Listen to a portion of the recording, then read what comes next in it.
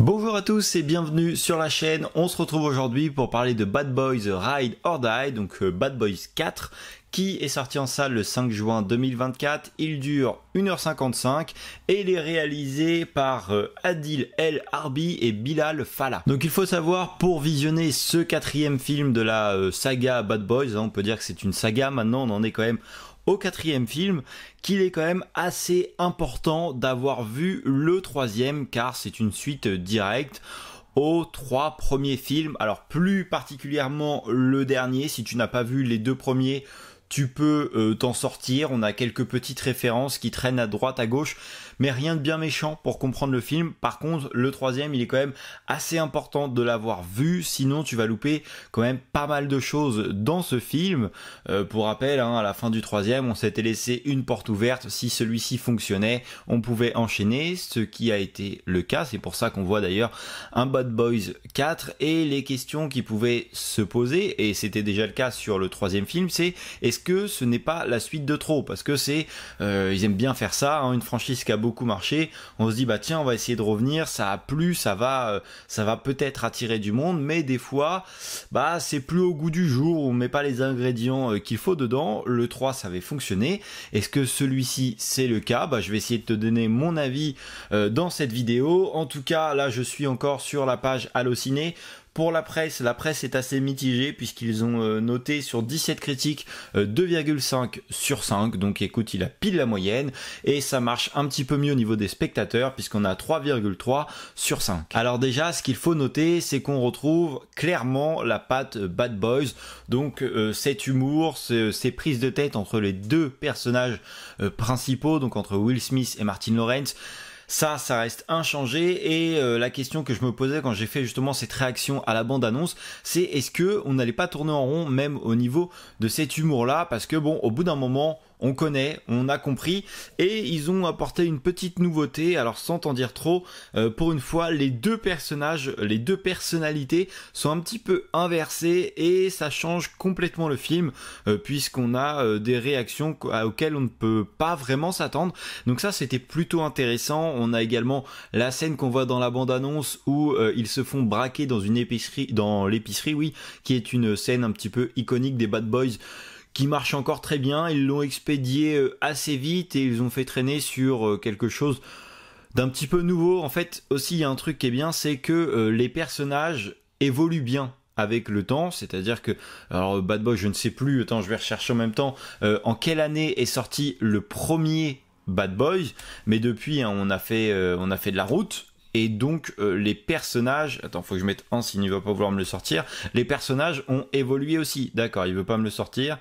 Alors tu vois, je dirais 1995. Ouais, je crois que c'est ça. Donc le premier film est sorti le 5 juillet 1995 en salle. D'ailleurs, il s'était fait éclater par la critique et les spectateurs avaient plutôt apprécié. Après, il y avait que 3 critiques presse, mais c'était 1,7 sur 5.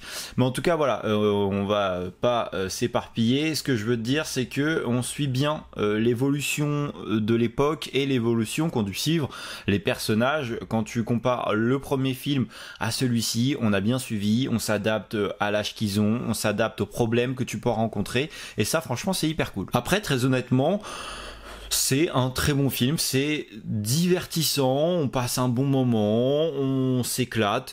Enfin voilà, moi je pense que c'est un film qui est complètement fun et qui permet d'aller passer un bon moment au cinéma. On n'est pas sur le film de science-fiction ou avec un scénario qui va te prendre la tête et qui est très compliqué à comprendre, mais on n'est pas non plus sur un gros navet qui va te faire chier. Là c'est pas le cas, honnêtement. Le film, et voilà, il est fun, tu passes un bon moment, tu rentres dans ton film.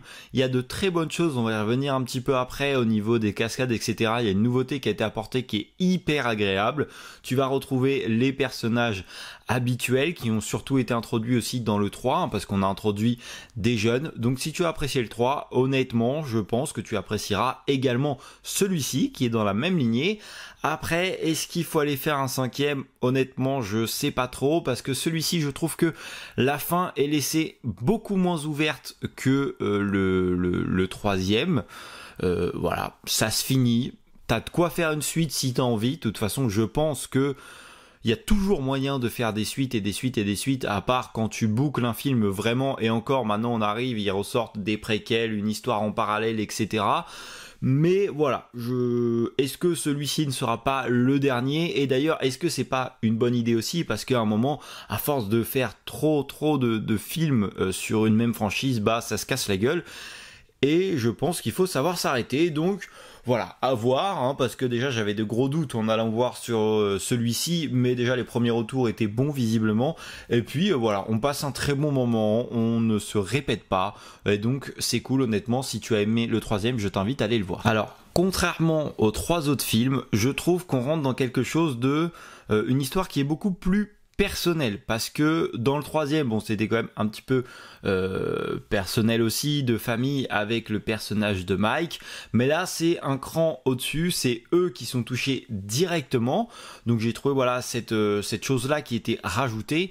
Et surtout les scènes d'action, il y a des visu caméras qui sont vraiment géniales. D'ailleurs il y en a un qui a tourné sur les réseaux en ce moment, où on voit Will Smith en train de tourner. En fait il a une caméra posée sur lui, et la caméra va le filmer lui, et d'un seul coup elle va être lancée et se retourner en face, et donc c'est un moment qui survient à la scène de fin, vraiment ouais la grosse scène finale, et qui est hyper visuel. Franchement c'est hyper stylé, c'est une très bonne idée. Tu as une visu sur lui ou complètement sur son pistolet, un petit peu comme tu pourras avoir si tu joues par exemple à Call of Duty, tu vois, tu ne vois pas ton personnage, tu vois que l'arme, et la caméra va faire des allers-retours comme ça. Et honnêtement c'est hyper cool. À un moment tu vas le voir tirer, la caméra à peine il a tiré se retourne, et tu vas voir le mec qui est en fait impacté par la scène qui vient de se passer. Et ça franchement c'était un bon ajout. Et on a également beaucoup de scènes au drone qui ont été faites. La caméra en fait ne reste pas en place, et c'est hyper cool. On a beaucoup de prises de vue. On a du coup beaucoup de prises au drone. Des fois tu as le drone qui se balade complètement sur la scène de combat, et donc tu as toutes sortes de choses. Tu as des visuels qui sont différents. On a également un moment où il y a une scène qui m'a pas mal marqué, c'est que tu as une vue marqué entre guillemets au niveau des caméras. Je trouvais ça très intéressant. Tu avais une prise sur les 2 personnages en gros plan, et à un moment ils commencent à avancer, et en fait tu avais une vue du dessus où tu voyais la scène différemment. Et donc on a vraiment joué avec ça tout au long du film. Et on a également un autre aspect visuel qui a été ajouté. Alors je me souviens plus très bien le 3, mais je crois qu'on avait commencé à avoir un visuel un petit peu plus élaboré. Là ça m'a fait penser un petit peu à John Wick par exemple. John Wick 4, je te cite celui-ci parce que c'est le dernier que j'ai vu, et donc il est vraiment assez frais dans ma tête. La scène de la galerie d'art où c'était hyper visuel, hyper coloré, là on a ajouté ça. Il y a 2 moments où tu vois un petit peu des visuels comme ça. Donc un moment dans une galerie d'art, c'est très flash, très agréable visuellement, et c'est encore une scène de combat. Et idem, une deuxième fois on a quelque chose pareil, d'assez visuel, et franchement c'est hyper cool, c'est beau visuellement, c'est agréable en fait, et c'est une immersion supplémentaire. Donc voilà, on a fait pas mal d'ajouts, on se renouvelle, on ajoute des trucs, on améliore des choses. Honnêtement c'était hyper sympa, donc visuellement pour les scènes de combat, etc. C'était cool. Alors si tu as déjà vu le film, je ne sais pas si tu as remarqué, il y a 2 apparitions. Alors il y en a peut-être plus, moi j'en ai reconnu que 2, et les 2 proviennent je crois sur la même scène. C'est la scène où c'est Laurie. Bah non, c'est Mike Laurie, je dis n'importe quoi. Où Marcus traverse la route un petit peu n'importe comment, voilà, ça devrait pas te spoiler même si tu as pas vu le film, et tu as une voiture, une Porsche qui va écraser un des 2 personnages, ça s'arrête au dernier moment, et il lui dit tu peux pas freiner ou je sais pas quoi. Et on a un gros plan sur une personne que j'ai eu du mal à reconnaître sur le coup, mais je l'ai vu après dans le générique de fin. C'était Michael Bay, donc si tu ne le connais pas, c'est un réalisateur. Et on a également un TikToker qui est apparu, c'est Kaby, qui est passé vraiment 30 secondes pour faire voilà son fameux geste où il lève les 2 mains. Donc voilà, c'était les 2 petites apparitions que j'ai pu noter dans le film. S'il y en a d'autres, n'hésite pas à me les donner en commentaire. Et la dernière chose que j'ai envie de partager avec vous, c'est que j'ai beaucoup apprécié le fait que Reggie, donc le gendre de Marcus, putain, je suis en train de me perdre avec les personnages, mais c'est bien ça, on l'a un petit peu plus vu que d'habitude. D'habitude, dans les premiers, quand il est introduit, il y a la scène assez mythique où il se fait impressionner par Marcus et Mike à l'entrée, où voilà la protection paternelle. Donc voilà, on a cette scène assez marrante, mais à chaque fois il se fait toujours malmener. Et là il va y avoir une scène honnêtement très très bien où on va le voir pour une fois en action, vu qu'à chaque fois on sait qu'il est militaire, etc. Et là on va le voir vraiment se surpasser et laisser bouche bée les deux inspecteurs, et j'ai beaucoup apprécié que justement ils prennent un petit peu plus de galon et que les rôles s'inversent un petit peu. À chaque fois ils sont toujours en train de se moquer de lui, de pas le maltraiter, mais voilà, ils aiment bien l'emmerder grossièrement, et cette fois-ci les rôles s'inversent un petit peu. Donc j'ai trouvé ça assez marrant. Et justement, est-ce que du coup on bouclerait pas un petit peu la boucle? On a fait les 4 films et peut-être que c'est fini, justement.